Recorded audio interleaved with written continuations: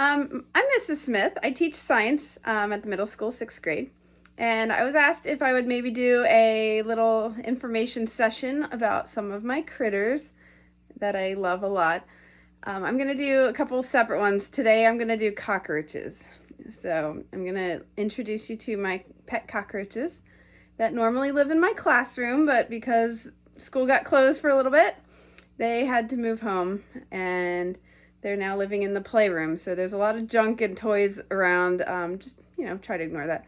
So I'm going to show you my 3 tanks of cockroaches and tell you a little bit about them.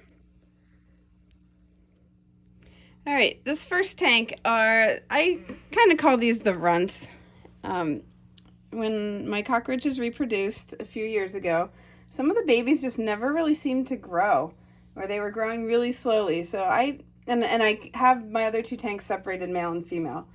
And because they were so little, it was hard to tell what they were.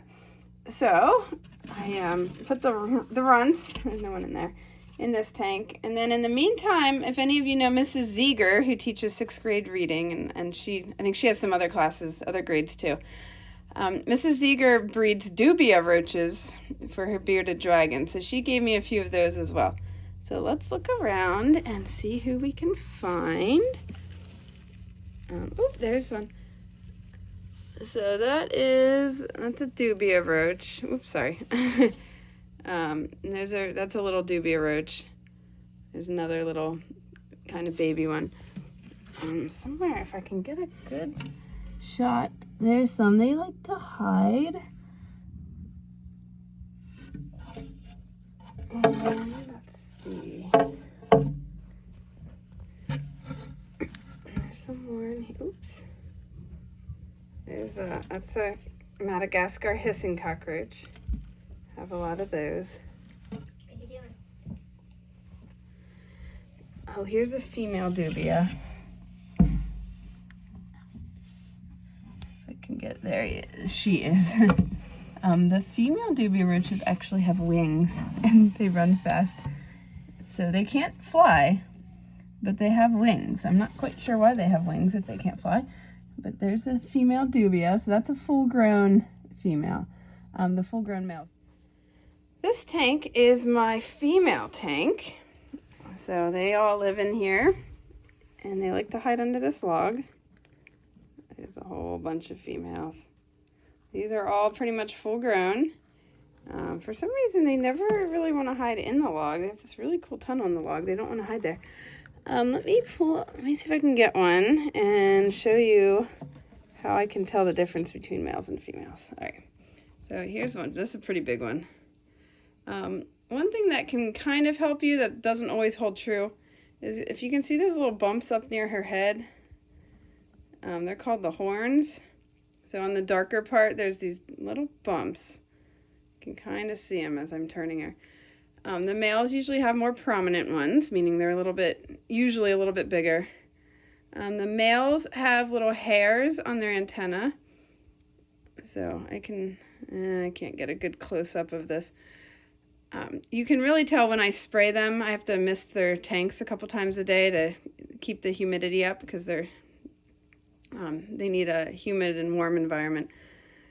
When I mist the male tanks, you can see the little water droplets sticking to their antennas. Now, if I can get her to cooperate. Yeah, so she's a female because the last segment on her underside, so see her very last segment, how it's pretty wide? The males, their last segment, they have 2 smaller segments instead of 1 big wide one. So it looks like I have that red spot on my thumb is not blood, don't worry, it's nail polish. My kids were just giving each other manicures and pedicures, including my son. So that's a female, and this is the girl tank. I don't know if she'll get off of me again, but that thing that looks like a cookie, it's actually a little dog cookie that I got from the pet store. Protein is important in their diets, so I give them some dog treats and some other. All right, get off of me now. Did you hear her hissing? She's hissing at me. Isn't that cool? That's her hissing. All right. So yeah, they eat fruits and vegetables and a protein source. And next is the boys. I like to call this the bachelor pad. So here's the boy tank. I have a lot more boys than girls. And there's some hiding in there. They like to hang out under their little coconut hut. Alright, so let me see if I can find you a boy. We'll get one picked up. So that you can, oh, there's my big guy. Sorry, I'm not aiming the camera well while I'm doing the, ooh! You can hear him hissing. So that's why they're called Madagascar hissing roaches, because they like to hiss at you. All right, let's see if I can get my big guy picked up. This is my biggest roach. He is pretty big. I can tell he's the one. You can see he's got this neat little like curve pattern on his back, right on these little segments. But if we flip him, you can see, focus. So his last, see how you can see two segments on the end of him instead of just the one big one like the females. So that's how you can tell he's a boy. Oh, I can actually kind of see the hairs on his antenna. And you can see his horns. See how big his horns are? But there are sometimes females that have big horns like that. Their little face is actually under all of this. That's their little head under there.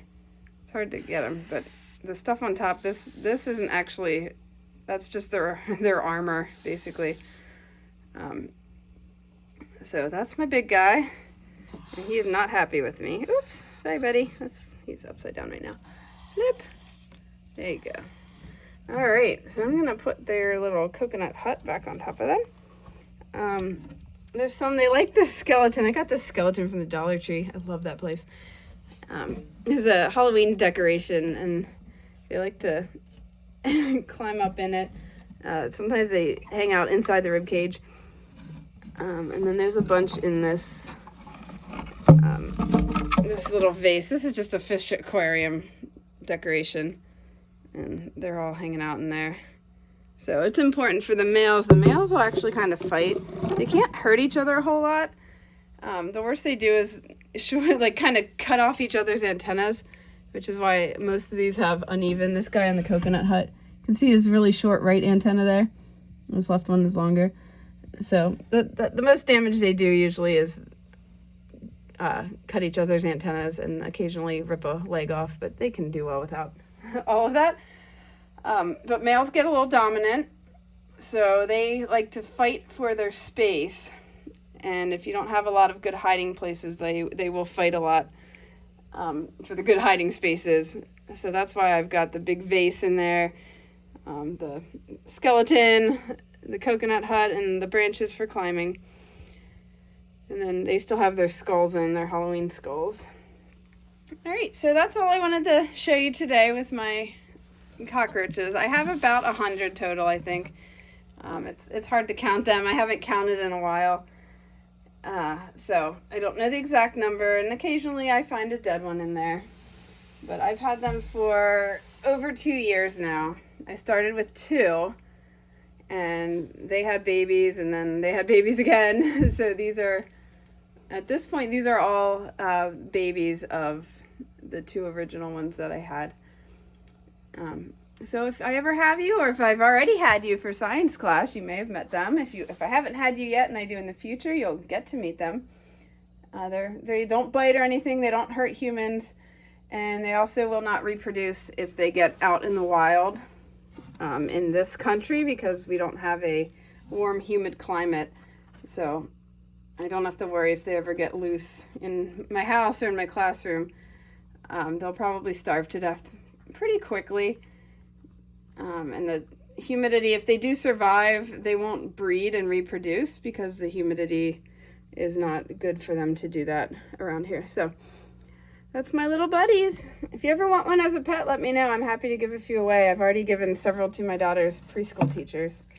So I'm always willing to give some away, or even I'll lend them out for time.